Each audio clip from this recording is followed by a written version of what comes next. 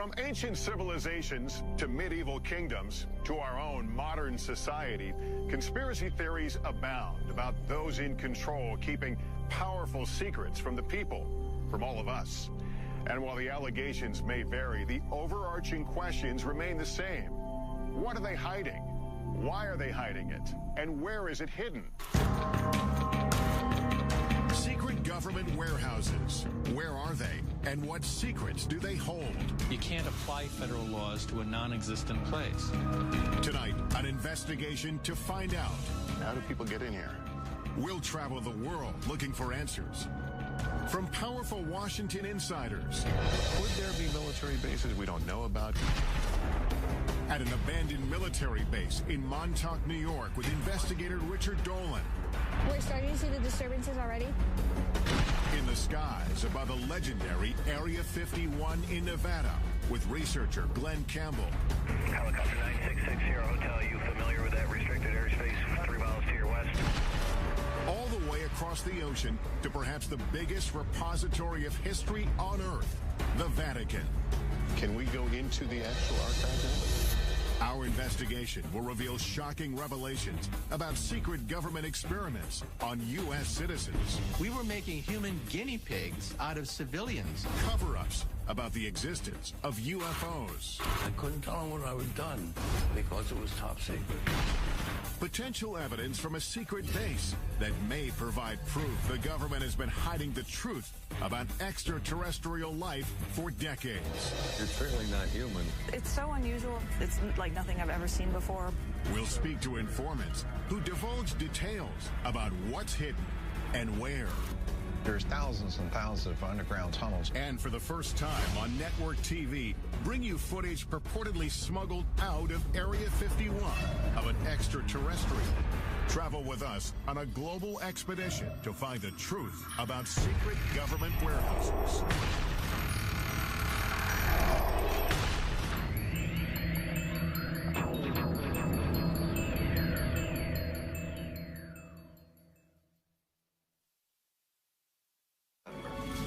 Welcome to Warehouse 13.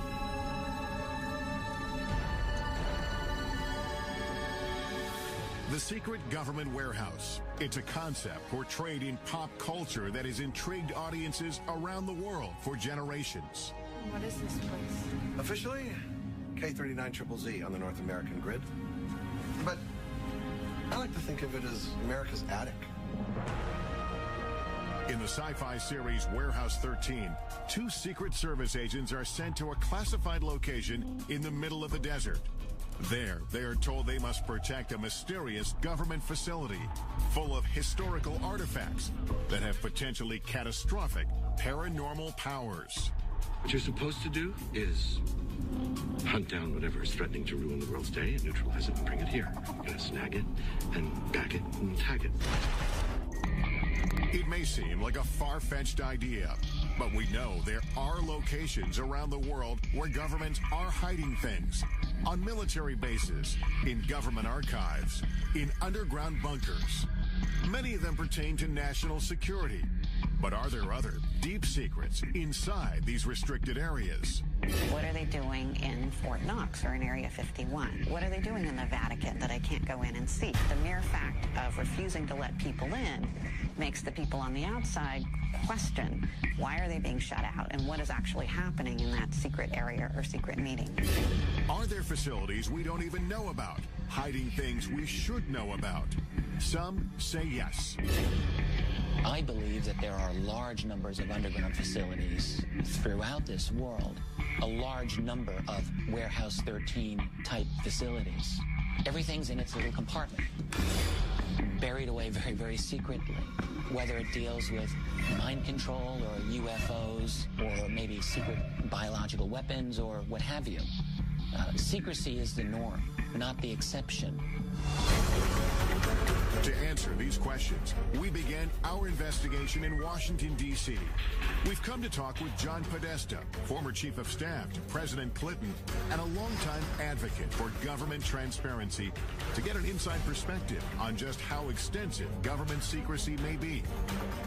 Has the government, in your knowledge, ever gone too far in keeping something secret? I mean, of course the government can go too far and keep it secret, and those habits kind of die hard.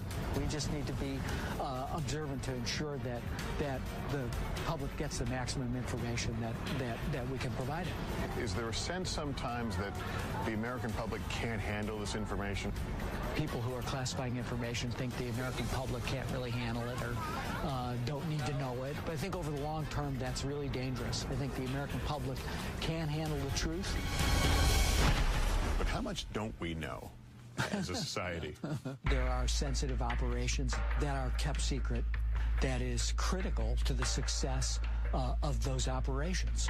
But having said that, there's a lot that's swept into that zone, which for reasons that really are not about security, but could be done because if the public knew, they wouldn't want it being done in their name. One of the biggest sources of speculation is the existence of still classified UFO files.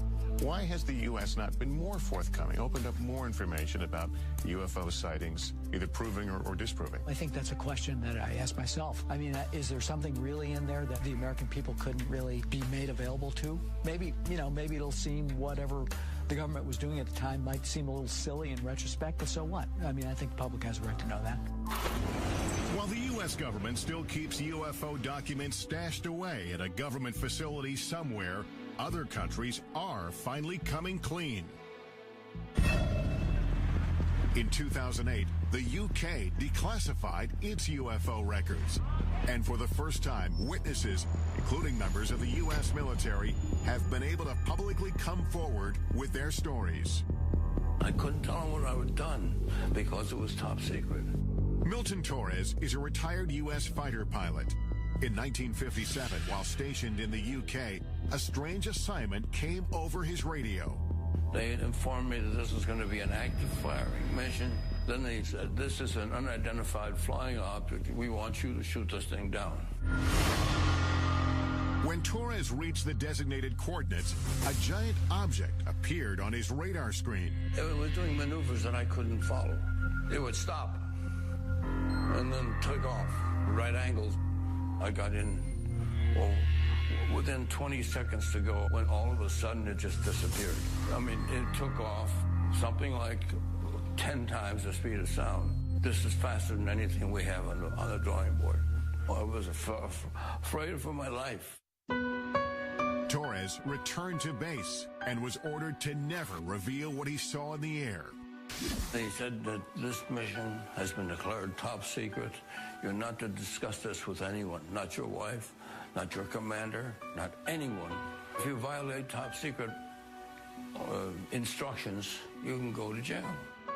To this day, Torres does not know what it was he saw on his radar screen, but he has his suspicions. I don't think we're alone. And whoever built that machine knew a hell of a lot more than I did. Could stories like Torres's still be under lock and key within the U.S. government's UFO files? Even some politicians believe the answer is yes. Former Arizona Governor Fife Symington, who witnessed the unexplained Phoenix lights, believes it was a UFO and that it was covered up by the U.S. government. I witnessed a massive delta-shaped craft that silently navigated over North Phoenix. We want the United States government to stop perpetuating the myth that all UFOs can be explained away in down-to-earth and conventional terms. And Ohio Congressman Dennis Kucinich says he witnessed a UFO as well. Congressman Kucinich, did you see a UFO? I did. It was unidentified flying object, okay? It's unidentified. I saw something. Does the government know something about alien technology that it isn't telling us? I am convinced that our government has physical evidence, has answers, has information pertaining to the actual existence of UFOs. Many believe if there is evidence of UFOs, it is held deep underground here at the remote Air Force Base in Nevada, commonly known as Area 51. The heavily guarded base is so shrouded in security and mystery, it wasn't even acknowledged by the government until 1994.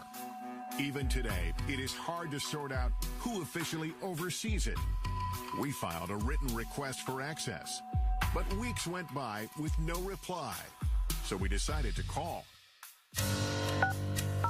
We put in an official request to film at the government facility at Groom Lake, also known as Area 51. I do think that there is some merit to be able to get onto a base such as yours and see what actually is there and what kind of programs taxpayer dollars are paying for. Thank you so much. Bye-bye. You said that you would be willing to look at our request. While we wait for a reply, we focus on another location steeped in lore. Camp Hero State Park in Montauk, New York. Author and investigator Richard Dolan heads there to look into claims of covert mind control, time travel, and teleportation experiments conducted by the government in underground facilities. I want to find some kind of evidence to show that there may have been substantial underground activity around here. If we get that, maybe we can have another jumping off point for a further investigation. From 1942 to 1982, Camp Hero was a military base where servicemen were often on the lookout for enemy planes or submarines. But according to Stuart Swerdlow, the base also had a darker side. He claims that from 1970 to 1983, the government experimented on him at Camp Hero as part of a program he calls the Montauk Project. It was actually begun as a project for mind control, programming, genetic manipulation, and esoteric weaponry. Part of the Montauk Project involved time travel or opening up dimensional doorways from one point to another point. Swerdlow says he, along with thousands of other people, were taken off the streets and from their homes and brought to an underground facility at Camp Hero. The Montauk base on the surface was a derelict or old Air Force base.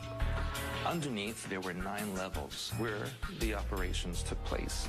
There were centers where they would keep people sequestered. It may sound far-fetched, but the U.S. government conducting secret experiments on Americans without their permission is not. It has hidden programs from its citizens in the past and stashed away or destroyed the evidence. Like the medical research done for 40 years on poor black men in Tuskegee, Alabama. They were secretly mistreated for syphilis by the government in an effort to see how they would react. It's only one of the insidious programs uncovered over time. At the height of the Cold War, we now know that the United States military was using the American people as guinea pigs, basically releasing radiation into populated areas to see how fast radiation would spread. The military was experimenting on people without their permission, injecting people with plutonium, which is, of course, one of the most toxic chemicals known to science. They even gassed the New York subway system.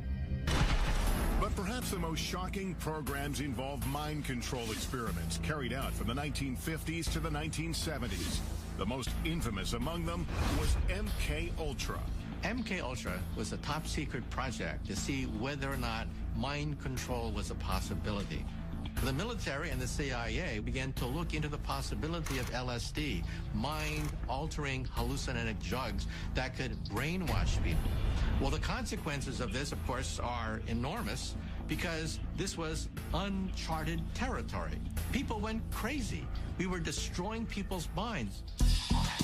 Retired Army officer Michael Bailey says he was one of the military's test subjects. They said the tests were safe. There was nothing to be scared of. Bailey was stationed at the Edgewood Arsenal military base in Maryland in the mid-1970s after volunteering for what he thought was a program to test uniforms and equipment. They explained that we were going to be testing equipment of the battlefields of the future, and it sounded exciting. But in fact, Bailey says he and hundreds of other soldiers were injected with LSD and other harmful drugs or exposed to dangerous gases to see how they would behave. We obtained this once restricted training video shot by the military, which shows some of the effects of the experiments conducted on their own men stationed at Edgewood. 6.5 hours after exposure time, the confused volunteer needed help as he attempted to traverse part of an obstacle course. At this point, hallucinations and other mental disturbances were evident.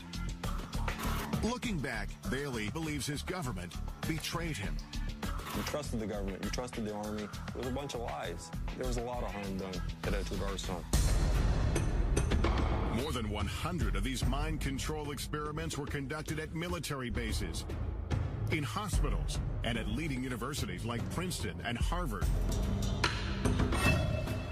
But these programs had some disastrous consequences. There were a number of suicides, a number of unsuccessful suicides. One man who had been dosed with LSD actually tried to commit suicide on his front lawn in front of his children and was in a what's commonly called a flashback state.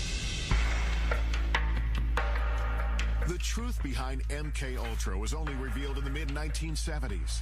All the classified documents were ordered to be destroyed by the head of the CIA.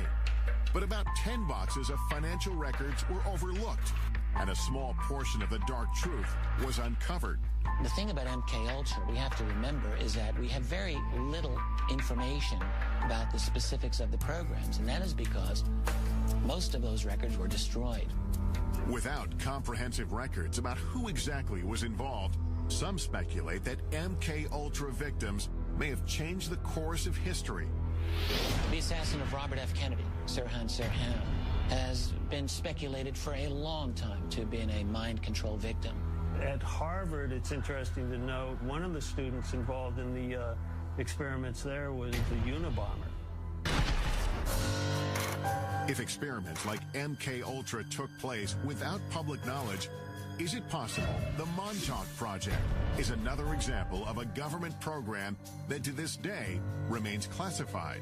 We only learned about MK Ultra by accident. It could so easily be the case that had all those records been properly destroyed, to this day, all MK Ultra would be rumor. When I think about that in connection with something like Montauk, it makes me think that it's just possible that the Montauk Project remains rumor because simply the guys running the security did a better job than they did with MK Ultra. Could the U.S. government have been conducting experiments inside secret underground bunkers at this retired military base? That's what Richard Dolan is hoping to find out. If the claims about the Montauk Project are true, that'll change everything about what we think we know about this world. And I have to say, if you're going to have a secret program, then Montauk is a great place to have it in a lot of ways. It's very remote. I think that it's possible that there has been some strange activity going on under there. Since the base is now a state park, we asked park officials for permission to access any underground areas. But they said they are not aware of any tunnel system in Camp Hero. Dolan has heard otherwise. I'm told that there are interesting structures in this area. Tunnels I've read about. I want to see something. And what he finds may change what we think about the Montauk Project. What the hell is this? What is this?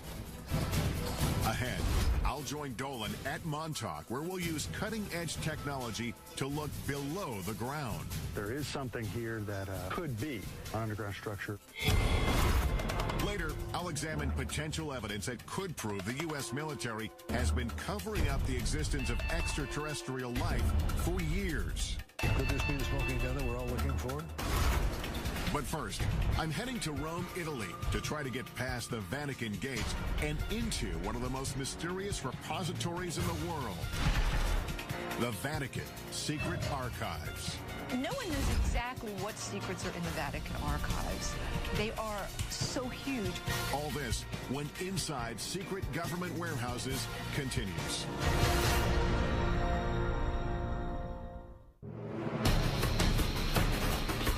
Our investigation into the world's most secretive warehouses brings us here to Rome, Italy, home to the smallest sovereign state in the world, but also one of the most influential. Vatican City.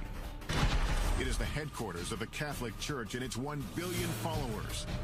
And although its government rules over only 108 acres of land, the reach of its power has extended around the world.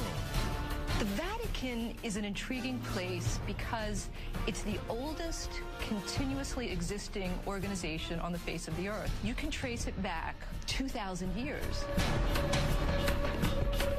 The Vatican's role in shaping history is well documented, and some of it, like its support of the arts, is proudly on display here.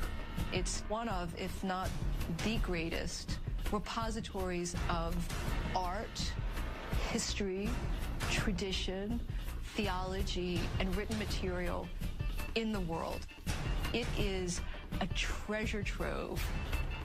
Behind me are the hallowed halls of Vatican City, and somewhere deep inside, the Vatican's secret archives.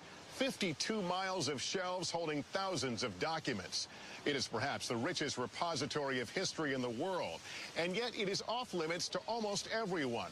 For years, scholars and citizens alike have wondered what's hidden inside. Is the Vatican guarding powerful secrets? No one knows exactly what secrets are in the Vatican archives. They are so huge, and scholars are rather limited in what they're allowed to look at. I don't know that we'll ever know everything that they have there. The secrecy and lack of access have stoked the interest of academics, writers, and even Hollywood.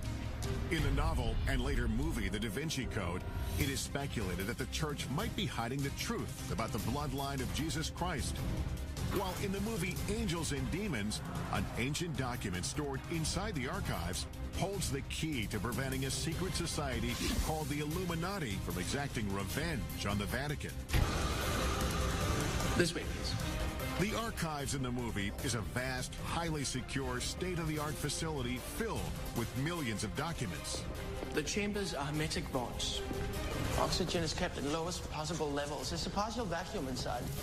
Could the real Vatican Secret Archives be a facility like this one? And could there be documents inside pertaining to explosive subject matter the church may want hidden? Like prophecies about the apocalypse, evidence of a supposed bloodline of Christ, exorcisms, or secret societies. Information that might alter our understanding not just of the church, but of history. Recent discoveries tell us yes. Vatican archivist Barbara Frale found a document buried inside that is key to understanding the Pope's role in the execution of the legendary Knights Templar. Many people believe that Pope Clement V led the investigation into the Templar Knights and disavowed them and led to their downfall. You have found a document. What does that document tell us about the story? In 2001, we found in the Vatican's secret archive an original parchment belonging to Pope Clement V, who asked for a secret hearing for the masters of the Templar Order, absolving them, as he was convinced they weren't heretics. Now we know that the Church never condemned the Templar Order, and that it was the King of France's act of violence and abuse to cause the closure of the order. Because this document was filed in the archives in a strange way, its existence remained unknown for hundreds of years. This makes me wonder, could there be other documents about other important pieces of history that have not been found? There are still millions of documents which are yet undiscovered in the Vatican secret archive. So what else might be hidden unintentionally or intentionally inside? Much of the speculation about what is intentionally withheld is about end-of-the-world prophecies, like the famous Third Secret of Fatima. It is one of the most well-known and important prophecies to Catholics around the world. The story goes that in 1917, a vision of the Virgin Mary appeared several times to 3 small children near Fatima, Portugal. Today, a site where thousands of the faithful flock each year. During her visits, the vision is said to have shared 3 secrets about the future, but the Vatican only revealed the first 2. The first one was a vision of hell. The second one had to do with the end of World War I and the beginning of another great war shortly thereafter if Russia wasn't converted to Catholicism. But the third secret was withheld, leaving some, like Fatima researcher Christopher Ferrara, to wonder what it said. In 1960, for reasons unknown, the Vatican let it be known that the secret was going to be placed under seal forever. But on June 26, 2000, the Vatican finally relented under mounting pressure and published a vision. The announcement of a third secret made international news. For years, people speculated that the third secret was actually a prophecy about the end of the world. Today, before 500,000 followers, a Vatican official revealed the secret. The vision showed a bishop dressed in white, shot down by a burst of gunfire. According to the Vatican, the prophecy of the third secret was fulfilled on May 13, 1981. That's when the Pope, interpreted as the bishop in white, was shot here on St. Peter's Square as he waved to the faithful from his vehicle. But there are those who don't believe that explanation. They believe the real third secret may still be hidden inside the Vatican, and that it contains an even more startling revelation. A revelation about a global crisis.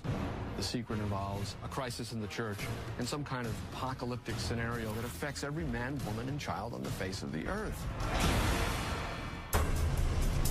I've been granted rare permission to enter the archives with our cameras to see what's inside.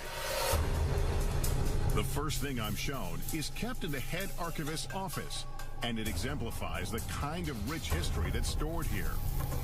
Explain what this document is we're looking at. This is the letter addressed to Clement VII from the Lords of the English Parliament, in which they ask the Pope to annul the wedding between Henry VIII and Catherine of Aragon. This led to the Church of England breaking away from the Catholic Church, did it not? Si. But not all the documents get such a grand display. Most of them are buried deep inside the main archives facility. The Archives Secretary General, Luca Carboni, has agreed to meet with me and take me into the heart of it all. Can we go into the actual archive now? We go to see the storage of the archives. Where the archives the storage.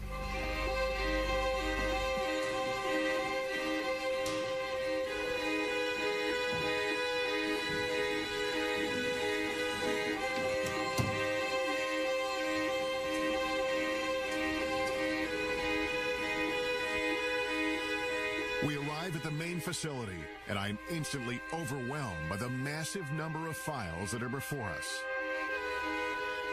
We are standing amid the history of the Catholic Church, but this is also an important part of the history of the world, isn't it? The Vatican Archives is important in the world, unique because we preserve a continuous chronological space of over 800 years, from 1198 onwards. Documents as varied as records of medieval families to letters from the brilliant astronomer Galileo, who had famous battles with church leaders of his time, live on these shelves. So you have a correspondence from Galileo. We have a simple letter to a cardinal from Galileo. So that's Galileo's signature. Galileo's signature from Florence in the 18th of December 1628. There is just so much here. Is it possible that there are things here that even the archivists don't know about? Yes. Each day if we discover something new or something interesting. When you use the term secret here... Okay, secret means private.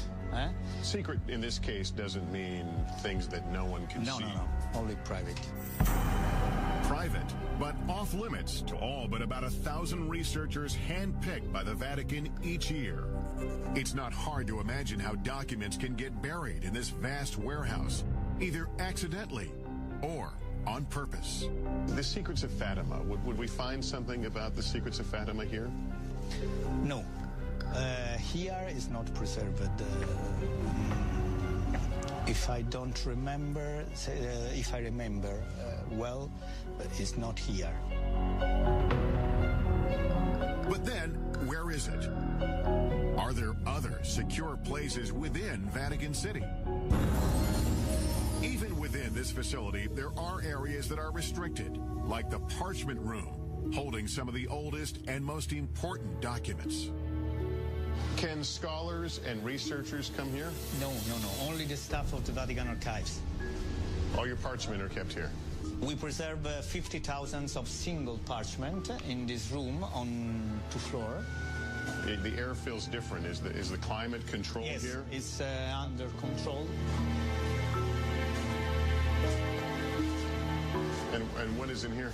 Here we have the famous Templar trials. The 3 meters of parchment rolls. But we can't see it? No, it's close. There's no doubt that this repository is one of a kind. But the Vatican has not shown us evidence to prove or disprove the rumors of secret documents being stored inside the archives. So we're headed to Montauk, New York, to look for clues into claims of underground mind control and time travel experiments. And later, we're going to some of the most heavily guarded military bases in the U.S. to investigate reports that proof of alien life is stored inside. All this when Inside Secret Government Warehouses continues. We're on a quest to uncover the world's most elusive government warehouses and the secrets that may be buried inside. Our investigation returns to Camp Hero State Park in Montauk, New York. We're looking into claims about the so-called Montauk Project. The story goes, the radar tower behind me was once the epicenter of the Montauk Project's dangerous mind control experiments, and that 9 subterranean levels beneath the tower housed top-secret technology that transported thousands of people through time and space. But do those underground facilities really exist? According to the United States government, there are no underground facilities at Montauk. Of course, you have to bear in mind that the United States government does almost certainly have many underground facilities that they don't wish to acknowledge. Author and investigator Richard Dolan has agreed to meet me at Camp Hero to take a closer look. Can we establish there's something underground? The thing that I've been thinking about is it's impossible to establish the veracity of the claims of the people themselves, but if we can bring some kind of instrumentation to take a look below the ground, I'm thinking ground-penetrating radar, we might be able to find out one way or the other if there's anything that we can notice. At least confirm some parts of the story. According to Stuart Swerdlow, he, along with thousands of others, were brought here to be programmed or mind-controlled. I was subjected to many types of experimentations, interrogations, indoctrinations. I was used in the time travel experimentation. To do this, Swerdlow says he was sequestered in facilities directly beneath the old radar tower. Deep underground, he says, there were 9 levels of rooms, and within those rooms was a device called the Montauk chair. Looked kind of like a dental chair that the person would sit on. There would be a headset that would go over them. There were huge computer banks around that location. And there would be the psychic who would be sitting in the chair and generate thoughts electromagnetically into this device, which could be amplified and stored on the computer so that it could be amplified and transmitted But mind control wasn't the only concept being tested at Montauk, Swerdlow says. According to him, they were also experimenting with time travel and teleportation using strange technology. It's like a huge mirror frame, and in the frame there is technology that creates vibrational frequencies that can match points in time and space, and you literally walk through. And that is how they transported people from Montauk. If Swerdlow's claims are true, it would completely change the way we see the world. Up to this point, time travel and teleportation have simply been concepts explored in pop culture, in movies like the Philadelphia Experiment and Back to the Future. But were teleportation and time travel experiments like these taking place at Camp Hero? We asked the military about the existence of these experiments and underground spaces at this former base. After speaking with several different departments and officials, we still didn't get a clear answer.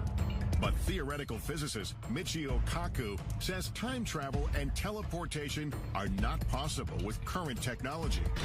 Claims about the Montauk Project talk about teleportation, time travel. But let's be blunt about this.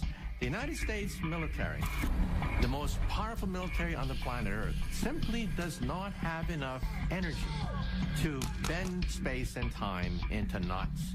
Still, we know the government does have a history of experimenting on unwitting Americans, especially with mind control. So we've brought in the latest technology to help us determine if there's anything underground here. Jamie Harmon and Dan Welch are ground-penetrating radar technicians. The technology they have should be able to detect anomalies underground. I know this is ground-penetrating radar, but explain to me what you can do with this. This orange box here, this is the radar pulses going down into the ground. When they meet something with a different material property like stone or something metal, we'll get a reflection which will bounce back to the surface. So if you see a man-made tunnel or something, it would show up pretty clearly on that? Mm-hmm. You know, it takes a little interpretation, but it will show up on the screen. Today, the area around the radar tower is completely off-limits, fenced off with warning signs. The park says it's because of concerns about falling debris, but Swerdlow says otherwise.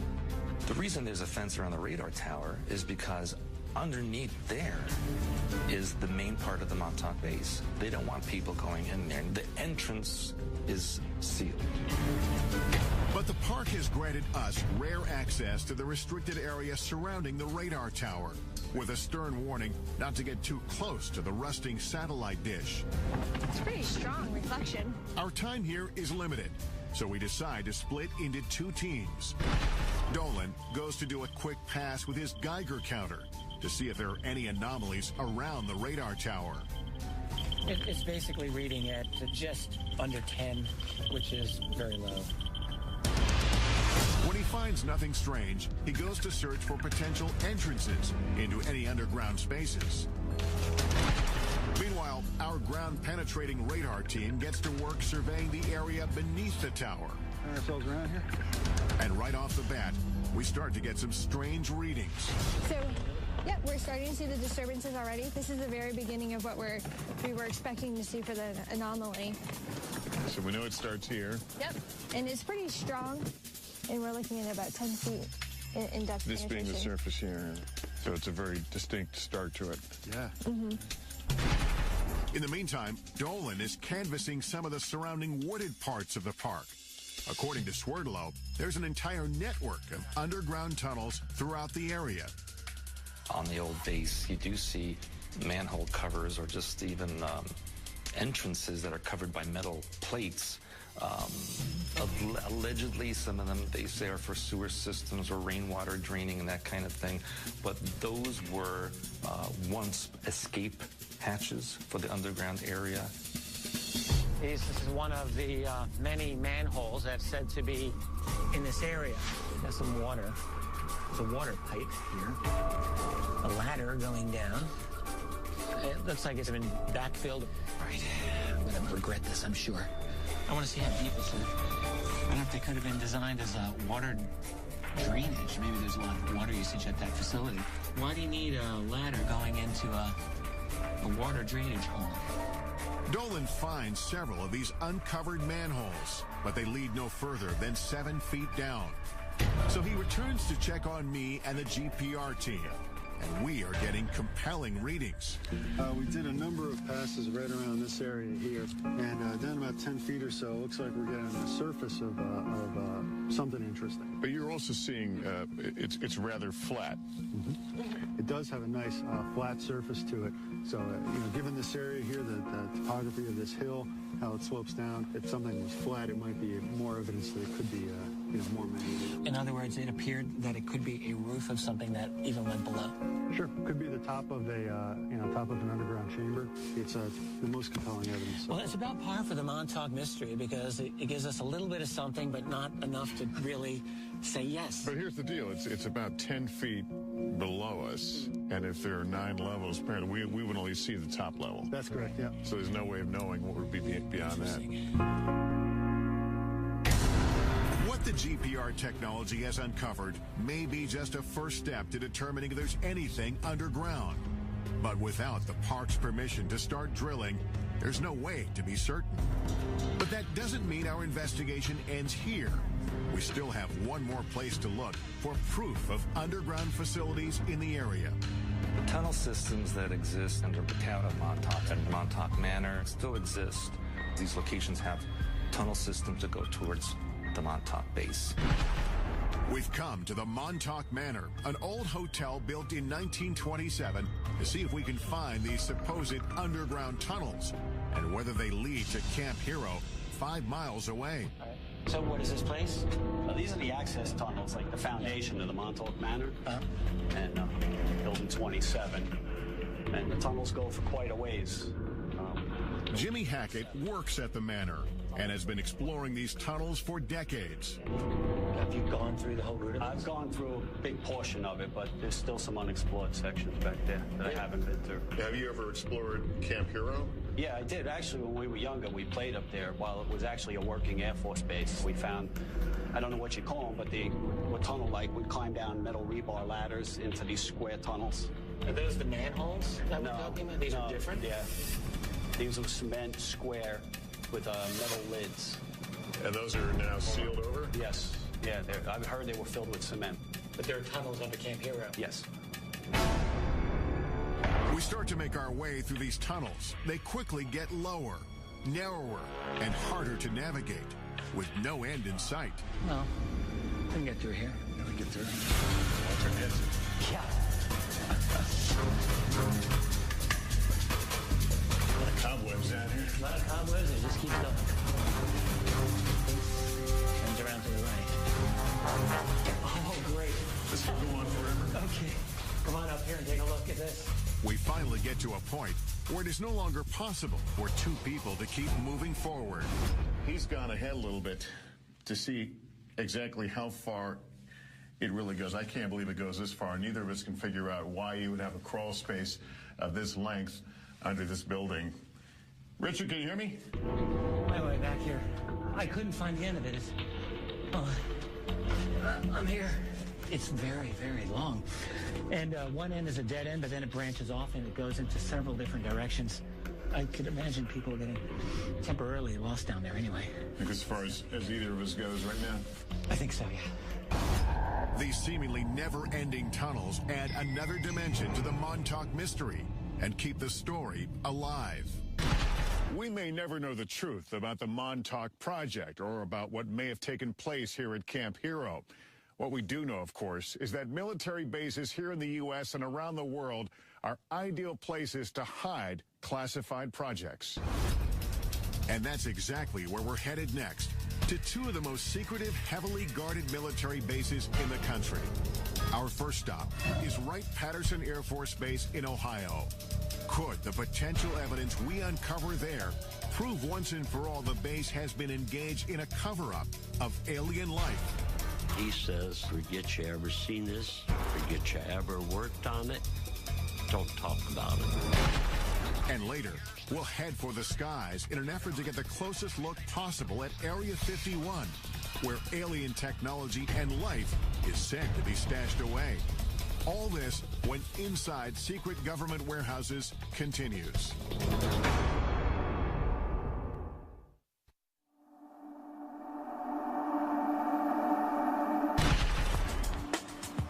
Our search for the truth about secret government warehouses has taken us on a global journey. We've been to Montauk, New York to explore allegations of mind control and time travel experiments underneath an abandoned military base. And we've traveled across the Atlantic to delve into the depths of the Vatican's secret archives in search of answers to age-old mysteries. As our investigation deepens, we check in at our nation's capital, where we are still looking for answers and access. We made that request via fax 4 weeks ago, and we haven't heard anything back. We would love an opportunity to go to the facility and tour it. For weeks, we've been calling the Air Force requesting permission to get inside Wright-Patterson Air Force Base in Ohio, and what may be the most secure military base in the United States, the legendary Area 51. Oh, you've never allowed visitors out there? After phone calls to multiple government agencies, we finally reach an Air Force representative who agrees to review our request one more time. Thank you so much. I would appreciate that. The Pentagon's reluctance to let us into these military bases only fuels our curiosity. Could they be hiding more than military secrets inside?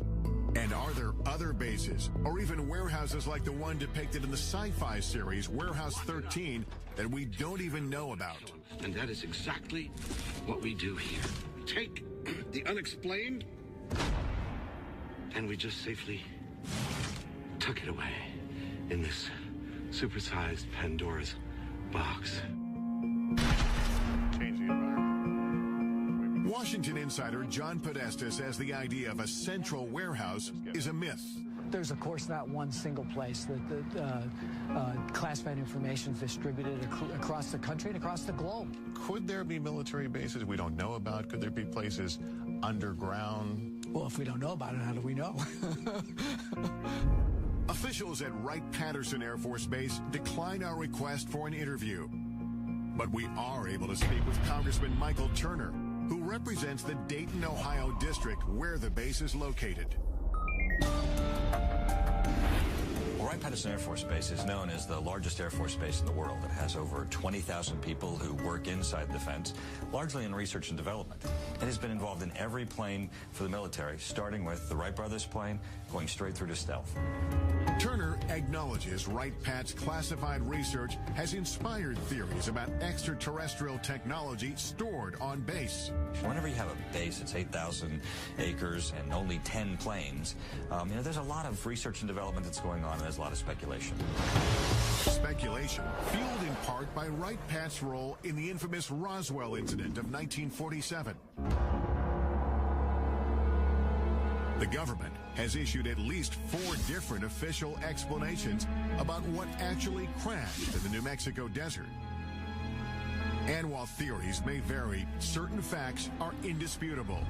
A declassified FBI memo dated July 8, 1947, indicates the wreckage purporting to be a flying disc was secretly flown 1,500 miles to Wright Field by special plane for examination.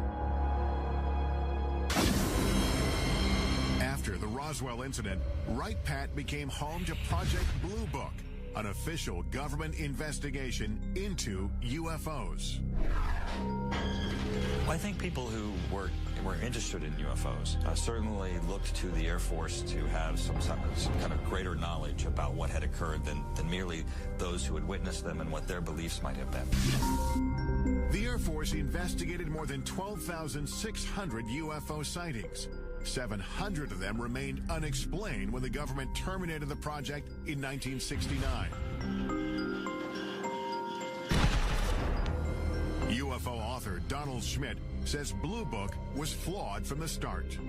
The true hardcore cases were going upstairs, we're going above Blue Book to something that we'll never know about. Retired Air Force Captain Robert Collins spent 22 years in the military, 6 of them at Wright-Pat. I had a top secret SCI, or Special Compartment and Information Clearance.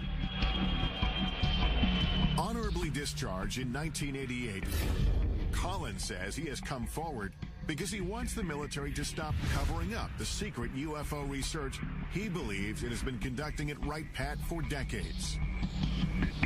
It deals with all the black programs that the Air Force has, including all the classified, super secret reverse engineering programs for UFOs. There are witnesses who support Collins' claim and say they had access to extraterrestrial evidence on the base. According to one account, officials at Wright-Patt revealed the Roswell wreckage to an elite group of men from the prestigious Air War College who were sent there on assignment. Among them was a lieutenant colonel named Marion Magruder. He said they were trying to determine whether they were going to make public something that had recently happened. A fighter pilot in the Second World War, Magruder, known by his combat moniker Black Mac, was no stranger to military operations. But this mission was unlike any other. It was so highly classified, he only revealed it to his family 50 years later when he was dying. He said, I want to tell you that we're not alone. Magruder spoke vividly of a shocking encounter with an extraterrestrial being. He had quite a bit of empathy for him, and he said he was more humanoid than alien, but he had a much larger head, larger eyes, long, slender arms, thin little legs. He appeared to my father to be very sad. Magruder struggled silently with what he saw until the last days of his life. My father said we killed him because of the experiments and stuff. That had an incredible impact upon him. And it may be that his memories weren't all that haunted him. There would be some people come to visit him to discuss that situation with him. Whoever it was, and I never knew who it was very interested in making sure that secret was kept. The Air Force referred us to its 1985 fact sheet that addresses persistent UFO rumors. It says there are not now, nor ever have been, any extraterrestrial visitors or equipment on Wright-Patterson Air Force Base. Yet, over the years, questions have grown, suspicions sparked by testimony from former employees, including Robert Collins, who says underground facilities are strategically hidden throughout the base. Never find it unless you knew where to look. Coming up, reports of a complex labyrinth deep underneath Wright-Patt. And physical evidence allegedly from the base that may prove a government cover-up of alien life. I'm too old to worry about my reputation. And later, travel with us to the Nevada desert for an unprecedented investigation into Area 51. If the public ever really knew what happened at Area 51, they'd want to burn the place down. All this and more when Inside Secret Government Warehouses continues.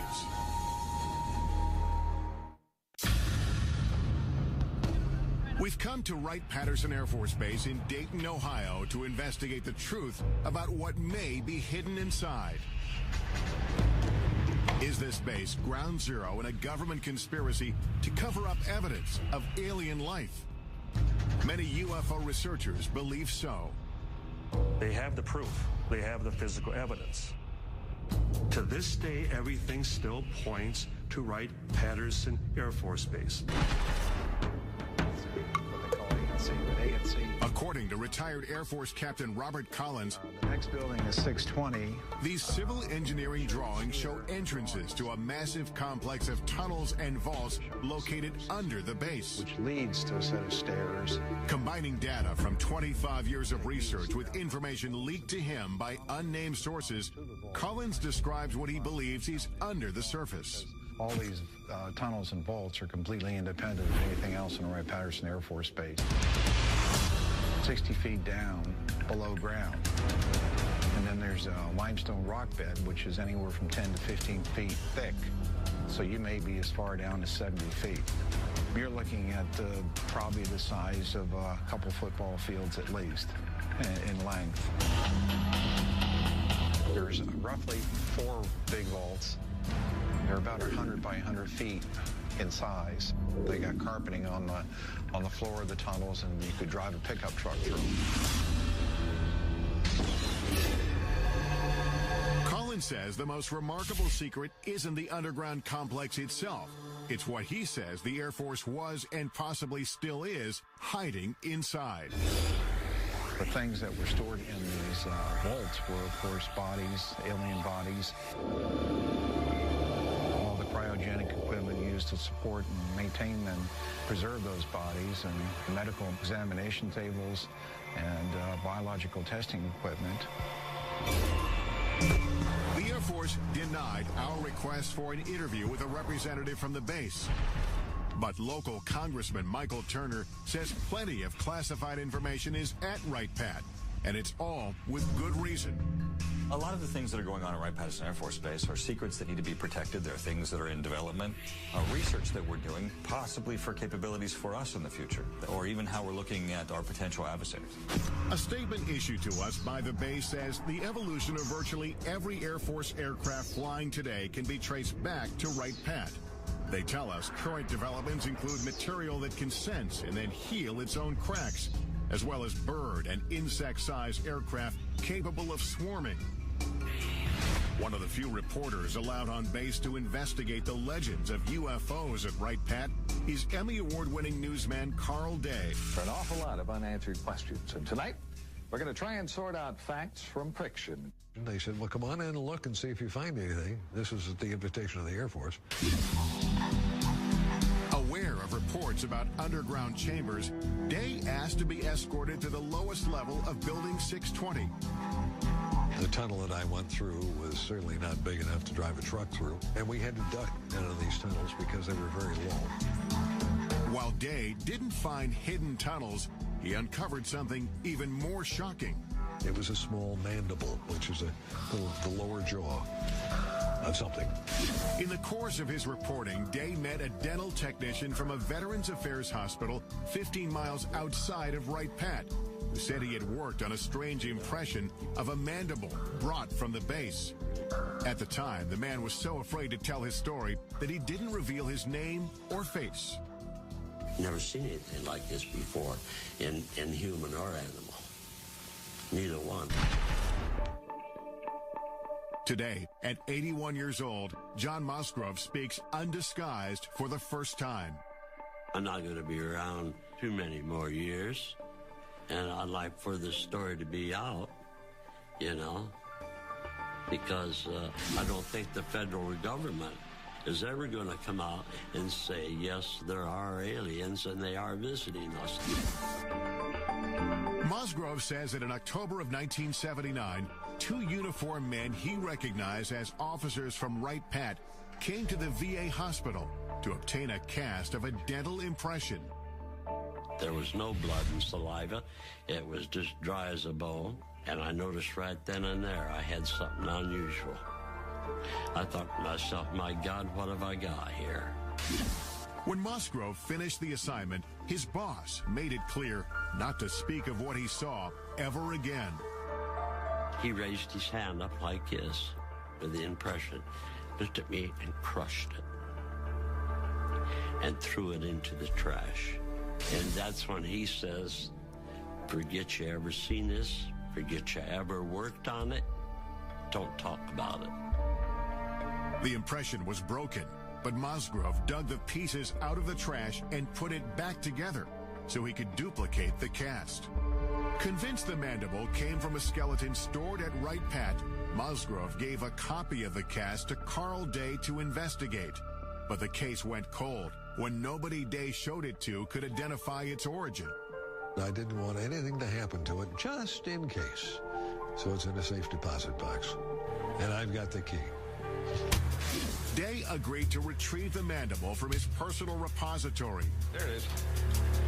This is the first time it's ever been shown on national television. I would love to know if this is indeed representative of true aliens' lower jawbone. You can imagine how small the head must have been.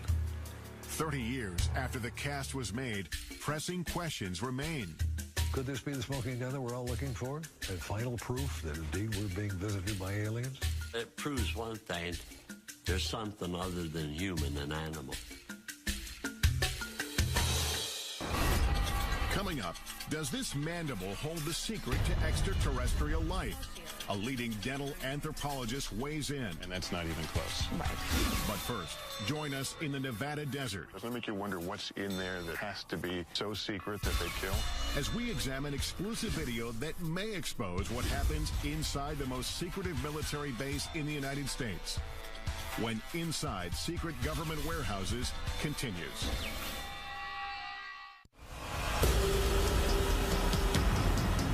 Our global journey leads us to one of the most mysterious military facilities on Earth. The legendary Area 51. Area 51 is a black facility, which means it was created to deny its very existence. You can't even approach it. It's so heavily guarded. So it's really hard to know exactly what the government is doing. Government secrecy surrounding Area 51 has made the base so notorious that it's even depicted in blockbuster movies like Independence Day. In the film, Area 51 is portrayed as a massive UFO research complex, complete with flying saucers and alien bodies. After repeated requests for access to Area 51 or a representative, we're turned down. May I ask why we're being denied access? The Air Force issued a statement saying the area is used for testing and training for operations critical to the effectiveness of U.S. military forces and the security of the United States. And some specific activities and operations, both past and present, remain classified and cannot be discussed. Undeterred, we hit the road to find out as much as we can without breaking the law. I'm now driving to the Nevada desert a couple hours north of Las Vegas, heading to the legendary Area 51, a place that perhaps holds some of this country's biggest, deepest military secrets. What exactly goes on there has been the source of a lot of speculation. As local tourism shows, most of the speculation centers on extraterrestrial projects, reports of warehouses dug deep into the mountainside. There's some sort of earth-moving activity taking place in that area. Where some claim scientists are conducting reverse engineering on alien spacecraft. It was hundreds of thousands of years ahead of our technology. And most shocking of all, potential evidence that may confirm extraterrestrials exist and may have been held on the base.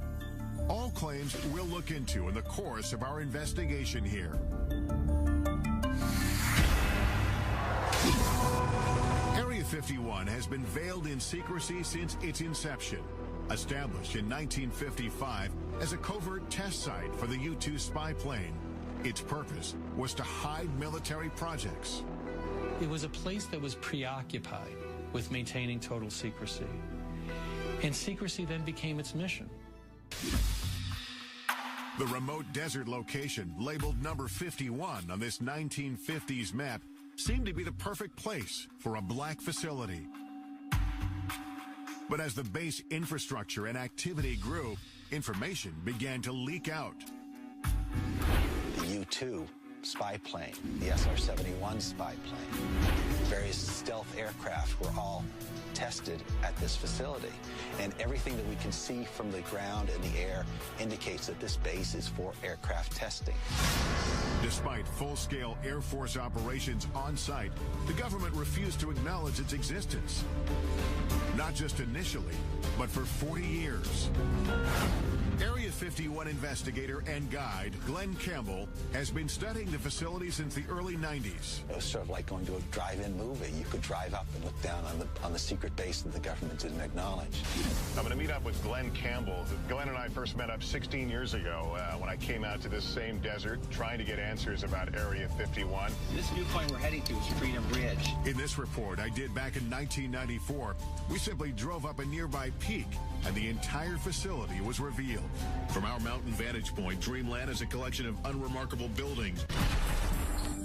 Today, the military has expanded control over land around the base. It's been a long time. So getting a good view won't be as easy. What will we be able to see today? Well, from the ground, we're not going to be able to see much. And I know you brought some so we have satellite photos. Increasingly better satellite imagery over the years. Some of this stuff is incredibly good. Look at these runways and things. It's still the best way to see it is from overhead. Yeah, the security of this place is part of the intrigue. That's what continues to raise the level of curiosity and even, conspiracy theories. The security here is intense. Look around. It's a good place to hide. It's a damn fine place to hide. Area 51 first gained public attention in the late 80s with an explosive claim made by a physicist named Bob Lazar.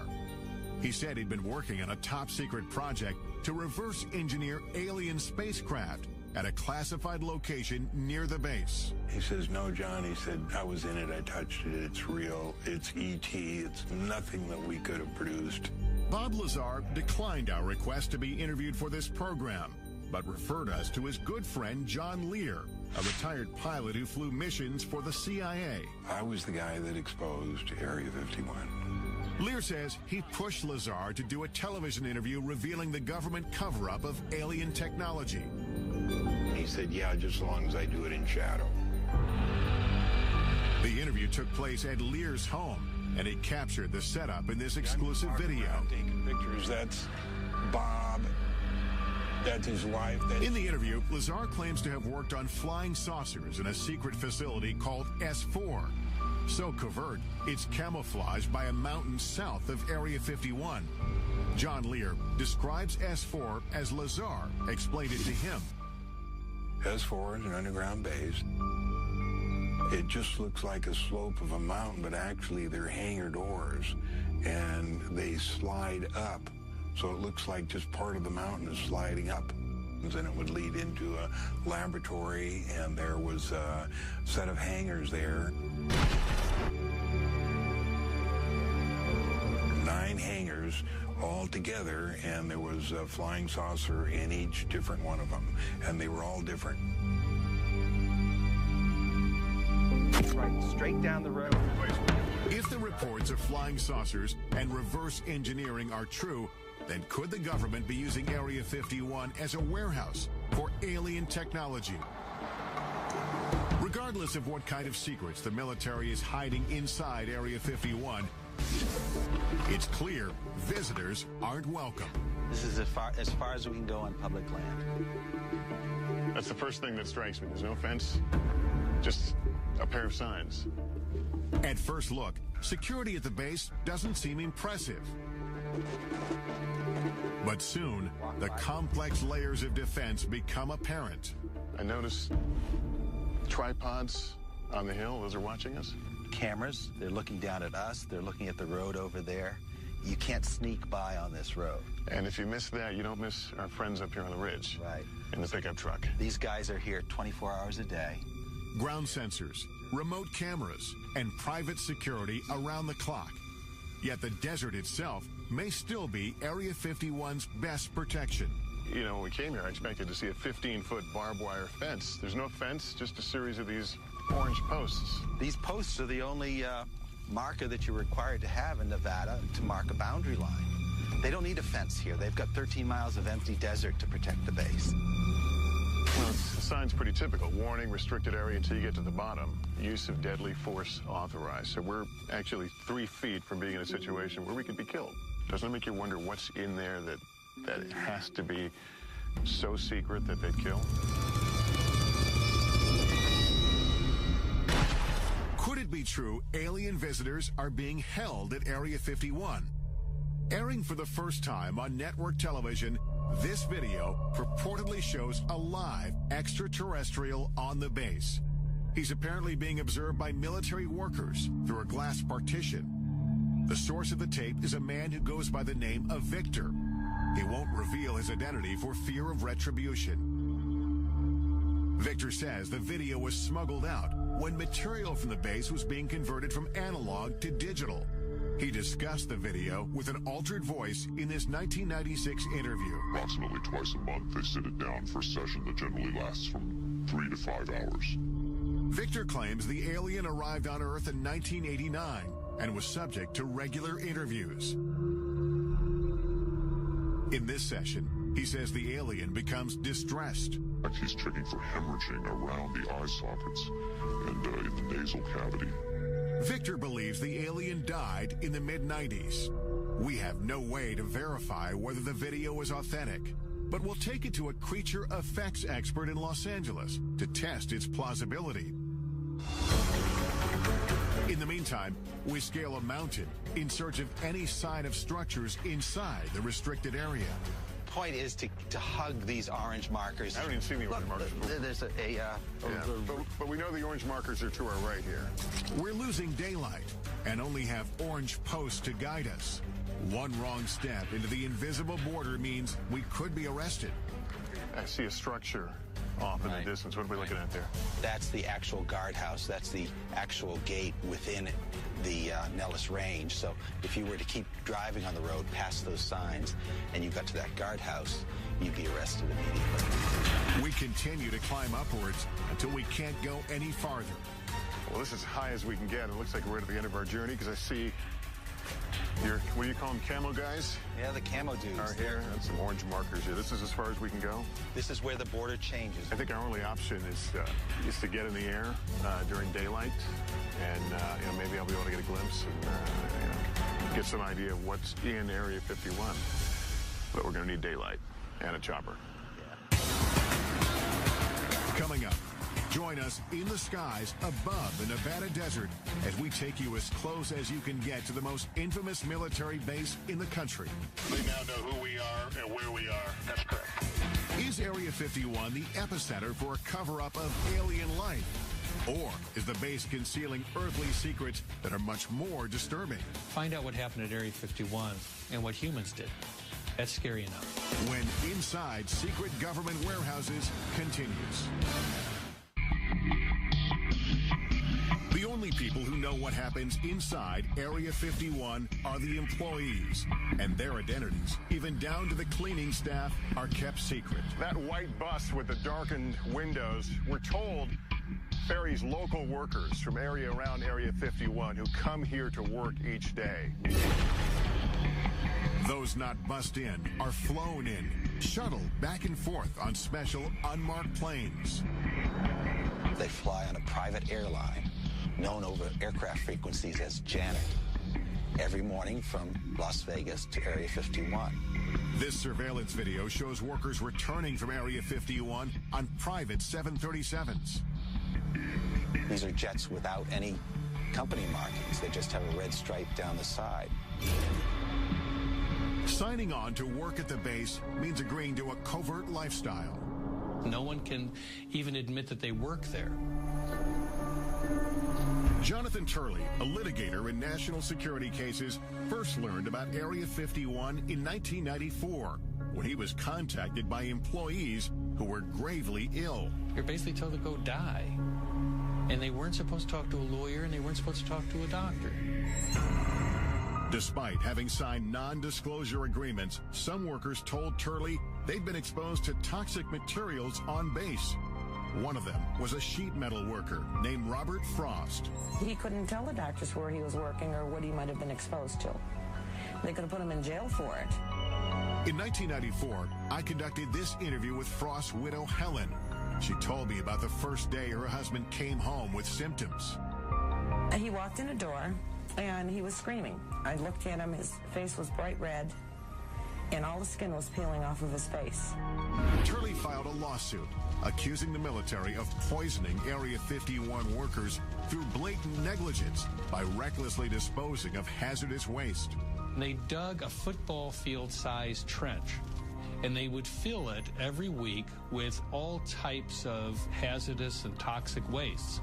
And then they would just dump jet fuel on it and set it on fire.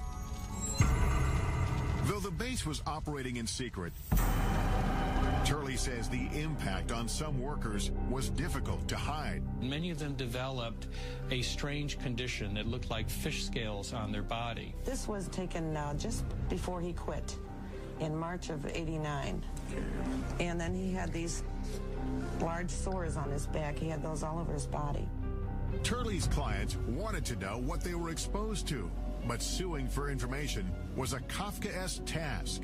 At the time, the government denied Area 51 even existed. At one point, I just told the judge, Your Honor, I can take you there. I can point you to it. You can see it. How can it not exist as a matter of physics, let alone the law?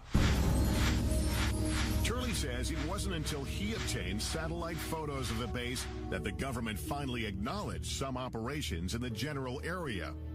They believed that they lived in a special place that was not reachable by federal law, that even killing someone, it was just simply not something to be held accountable for. Eventually, Turley filed several lawsuits on behalf of sick workers. The legal battle lasted for 9 years. Some of his clients died during this time. The lawsuits succeeded in prompting the government to start conducting environmental inspections on the base as required by law. And as a result, the court found one of the cases to be moot. Another one was dismissed for reasons of national security.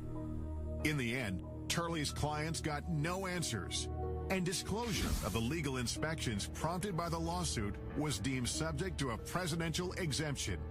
This means they can be kept from the public, and they have been to this day. This is a failure of immense proportions. It goes not just from the Air Force command at the facility, but extends all the way to the president himself. These were Americans. They had to be protected from their own government. Turley says all the stories about aliens at the base have provided the military with an ideal smokescreen. If everyone's looking for some galactic presence, they're not looking down on Earth for simple crimes. And so the government never really did try to kill the alien stories. They just wanted to kill the crime story. And so, public interest in Area 51 and its alien legends has endured. Tourists come from all over just to get a glimpse inside the border. There's all the signs and all the cameras watching you up in the hills and the guys in the trucks. It's like, okay, what do you really not want us to see that's back here? Like, what is it that you want hidden so well? Major land restrictions in the 1980s and 1990s have closed off nearly every reasonable land-based vantage point into the facility. So we concoct another plan. We really couldn't see anything from the ground, but we have another option. We've hired a helicopter, and we're going to go up and try to skirt around the restricted area and see what we can see. Campbell, please meet you. The sky is also now the focus for investigator Glenn Campbell, as he prepares to monitor activity in the restricted airspace above the base with high-powered surveillance cameras. I have 3 cameras recording 72 hours worth of video. These 3 specialized cameras will record continuously and capture anything unusual overhead, day or night. The idea is have Bald Mountain on one side, have this small peak on the other side. What's nicer? As we await the results, I head off to do some aerial surveillance of my own. All right, I'm Tom. It takes several calls before finding a pilot willing to take us anywhere near Area 51. Well, these are restricted areas, and why they're restricted areas, they don't tell us. How close can we legally get? Well, it's recommended that you don't get closer than about 2 miles to the border. Are we going to tell them what we're doing? No, we're not going to tell them. We're just going to tell them we're going to be doing some flying, looking the area over if they ask. Let's do it. All right. Okay, here we go. Squad 4373 and ident. 4373 with an ident for 9660 Hotel. They now know who we are and where we are. That's correct. During our ascent, we overhear communications between air traffic controllers and the unmarked government commuter jets. Janet 267, Nellis control radar contact, maintain 15,000. That airplane he's talking to is one of the Janet airplanes, like an aerial bus service. Once we've flown over the highest mountain, Area 51 creeps into view. I can actually see it from here. We're probably about 10 miles from the border. But just as soon as the base is within sight, a warning comes over the radio. Helicopter 9660 Hotel, you familiar with that restricted airspace 3 miles to your west? 9660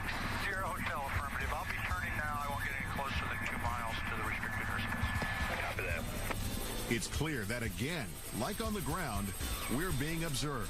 We are as close as we will be allowed to go to Area 51. This place is so restrictive that we legally can't even point our cameras in the direction of the base. We're at a little over 8,500 feet. It's a beautiful, clear day. This is absolutely the best view that anyone will be able to get of Area 51 from outside the restricted zone. I'm going to be able to tell you what I see as I look out. There are two what must be very, very large buildings, aluminum roofs. They shine very brightly. I can only surmise that they are hangars of some sorts. There are a number of lower-lying buildings. All of it seems to be along the edge of a dry lake bed. There is what appears to be a very long runway. Our investigation has revealed as much visible evidence of the base as legally possible from the ground and from the air. I'm guessing they're a little more comfortable when we're leaving this area. More than likely. And if we've learned anything, it's that the government is intent on keeping what's hidden inside this legendary military base a secret.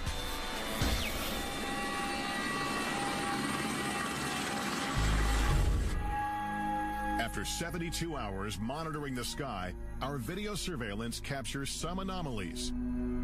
An eerie desert storm sweeps through the area. A bright light floats along the horizon after dark. And then we discover this glowing disc in the corner of the screen. Upon examination, the light turns out to be a car driving on the desolate road. The disc, however, remains unexplained. Campbell says it could be the moon.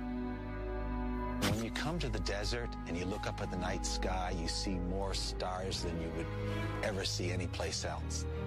When you look up at all those million points of light, you got to be crazy to believe we're alone in the universe. Coming up, our investigation continues as we travel from coast to coast to analyze the evidence we've discovered on our journey. What will the purported alien interview video from Area 51 reveal? And could this mandible support theories of extraterrestrial life? It's like nothing I've ever seen before. Answers coming up next on Inside Secret Government Warehouses.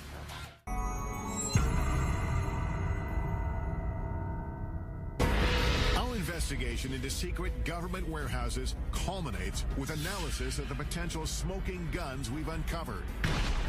Does this video of an alleged alien interview at Area 51 reveal the truth about life beyond Earth?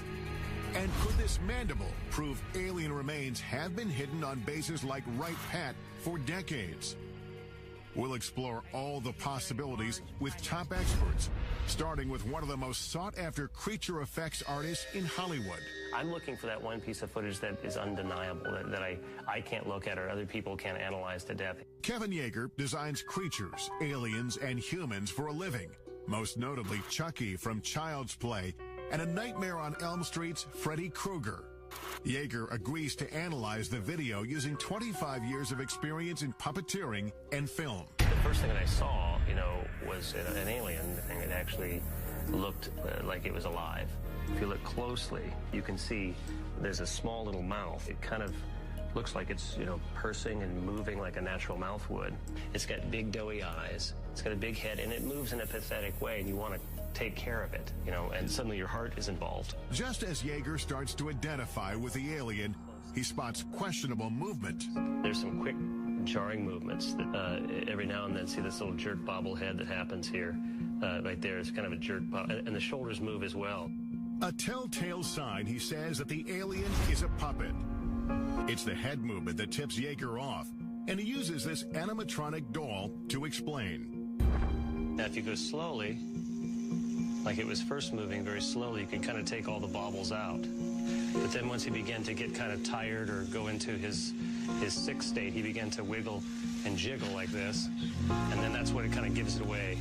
But when dealing with a life form we know nothing about, Yeager admits anything is possible. Maybe the atmosphere here is different and the pressure, and they can't handle it, and the gravity, it is too hard on them, so they do bobble. Still, Yeager says it looks like the setup is hiding something. The darkness of the videotape, the fact that the alien is sort of back behind a desk, I believe that is to obscure a possible puppeteer behind there.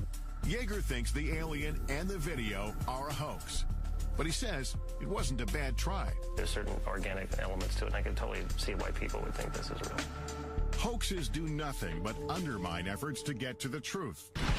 With that in mind, we head to New York City to visit NYU dental anthropologist Shara Bailey.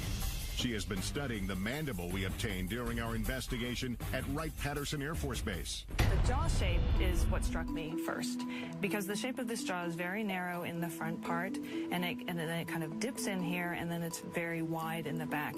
And this is very unusual for a primate. It makes this curve and then comes out. Yeah, it's kind of like an S curve, I guess you might call it. And certainly our teeth and jaws don't do that. No, they don't. Dr. Bailey has 2,000 primate casts, one of the largest collections in the nation, and she's compared the mandible to every single one. Can you say with any fair amount of certainty that this is not from a primate? Yes, I would put my career on it that it's not from a primate. Although Bailey can't match the mandible to anything she's ever seen, her examination of the cast does reveal new information. The cast was made from a skeleton. And this is of a living person. Because we see the gum here? Yeah, you can see the gum, and you absolutely can't see the gum here. The creature lost its teeth after it died. And there are also crypts. You can see that where the teeth might have been. The remaining teeth show it was an omnivore. It's something that eats both flesh and vegetables. And dimensions of the jaw indicate the size of the creature itself. This is a macaque, but it has a jaw similar in size to this. And so whatever this creature was, it was the size of a small dog. And the skull size would be similar as well to match this? Yeah, there's a very good correlation between jaw size and skull size. The cast has some characteristics that strike Bailey as peculiar, including signs of being scraped with a tool. It's definitely been modified. So that I can tell you. Whether it's authentic and it was modified for some other reason, it's very hard to tell.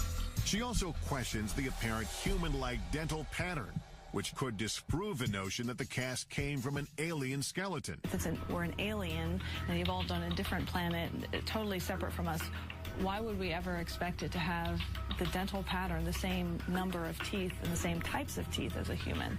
It's very odd. If in fact this came from another planet, how would you begin to really compare it to find out what it is? All I can do is compare it to living things on this planet. This mandible is not of any creature that comes from our Earth, that's for sure. This alleged alien artifact tied to our nation's most complex Air Force base may be just the tip of the iceberg of what the government doesn't want us to know. Could this be one of the many secrets locked away in classified government warehouses around the globe? And is there a real Warehouse 13?